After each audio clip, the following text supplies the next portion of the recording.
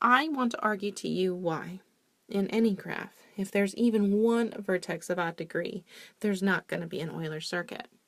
If you're going to make an Euler circuit, and you start at whatever vertex you want to, then there's going to be an edge that you have to leave by, right? But you're supposed to get back to where you started. So if you pick an edge to leave by, that edge is used up. You're not allowed to use it again. And you have to come back to A, though. The circuit is supposed to end at A. So you wander around, you do whatever you want, wander, wander, wander. The second edge gets used up getting back to A. But it's not an Euler circuit unless you use all the edges. So that forces you to leave A again. And you've used all three edges. You know that no matter what you do, you won't get back to A. But what I'm trying to tell you is, it's the same situation if A had one edge coming out of it, 5 edges coming out of it, 7 edges. It doesn't matter. If your starting vertex has an odd number of edges, no good. In fact, even if we start at A, it's bad if like vertex C has an odd number of edges, right? And the idea is one edge gets used up arriving at that vertex C. So you use one edge to get to C. And then if it's an Euler circuit, you're not allowed to stay at C. You're supposed to get back to A. So you have to leave. You can come in, but you have to leave. And then you might use the third vertex arriving at C again, and then what? Then you're stuck. So if any of the other vertices have odd degree, you get stuck at them. And that's no good. We can't be having that. So let's say we have a big old connected or one-piece graph where every vertex has even degree. So let's talk about the other side of this argument. Why is it if you have a big graph where every vertex has even degree, then there's going to be an Euler circuit? So here's a big old complicated graph. A couple vertices, I think vertex D and E, vertices D and E have degree 2, and the rest of the vertices have degree 4. This means I know there's going to be an Euler circuit. But how? So I'll show you how to build it.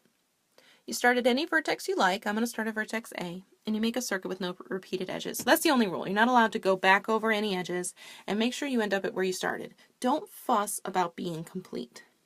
Now this is possible to do because if you were to arrive at a vertex by one edge, because the degree is even, you know there's going to be a second one for you to leave by.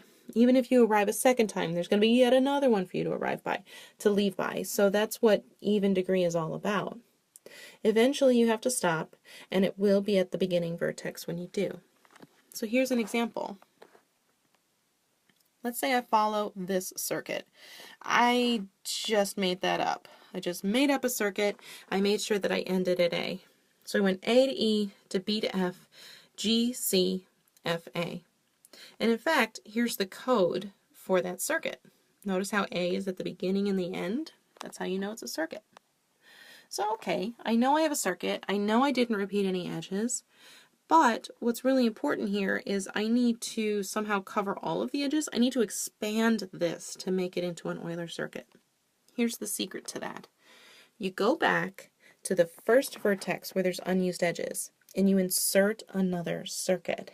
So we went from A to E, E to B, and I was going to go to F, but there's unused edges here. So I'm going to sneak in another loop here, B to A. I'm going to insert that in between the B and the F. So now the circuit goes A, E, B, A, B, F, and now I'm going to go to G. So right here, I am going to insert some more edges. And here's what I'm going to insert. The loop I'm going to put in here is going from G to H to D to C to H to G. So I'm going to sneak that in here between the G and the C, and then I'm going to finish the original route. I've covered every single edge. I've covered every single edge once, and I actually literally have an Euler circuit. This is a specific example, but it's an example of the technique for the proof. The idea is make a circuit, which you always can, making sure there's no repeats, and if it's an Euler circuit, whee, we're done.